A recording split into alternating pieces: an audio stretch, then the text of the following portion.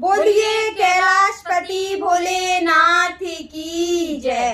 Friends, आज एक बहुत ही प्यारा सा भोले जी का भजन लेके आई हूँ कि कण कण में भगवान विराजमान हैं और जहाँ याद करते हैं वहाँ भगवान जी आते हैं, प्रकट हो जाते हैं और भक्तों की लाज रखते हैं, उनकी विनती सुनते हैं। तो ऐसे ही प्यारा सा भजन है, सुनिएगा।